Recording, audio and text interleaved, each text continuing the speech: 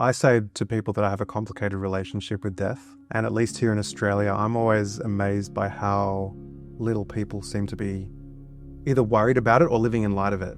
Like for me, I think about it all of the time. Like I'm the kind of person that I'm at a football game and I'm looking at a stadium of 50,000 people and going, in 100 years, we're all going to be gone. That's just my mind. I remember 11, 12 years old, and my parents didn't know this at the time, but I would go to bed in tears. Even as I say this now at age 40, it's vulnerable to voice it because I still feel the 11-year-old fear as I say what I'm about to say, which is this. I would have the words forever, forever, forever just running through my mind.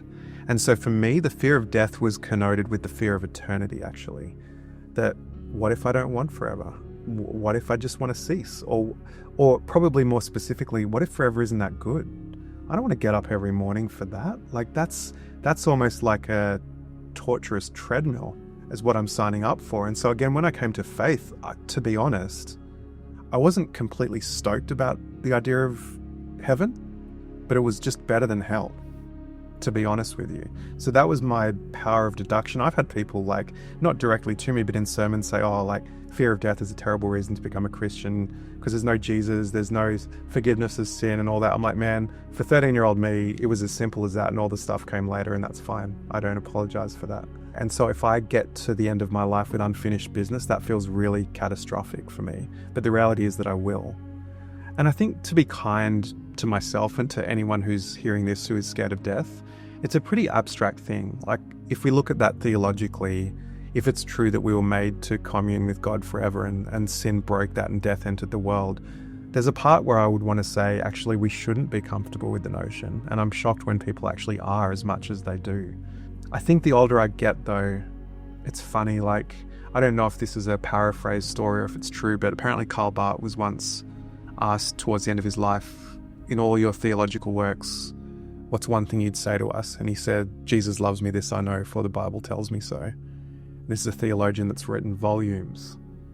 And while I'm certainly not him, I do come back to that fact of, I don't know what death will look like. I don't know what it looks like to pass from one to the next, but I know Jesus died for me.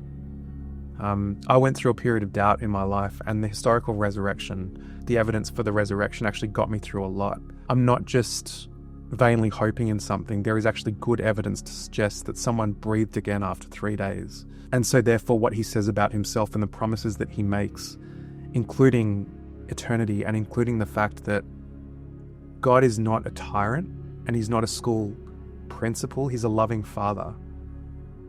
I can't comprehend what heaven will be like, but I can comprehend his heart. And therefore, whatever that thing is, that there's a good heart behind that. And I wouldn't say I'm completely comfortable with the notion, but the more I've become a father myself and known what it is to have a father's heart, when God describes him as a father, I can trust that whatever it will be good, even though I can't fully fathom it this side.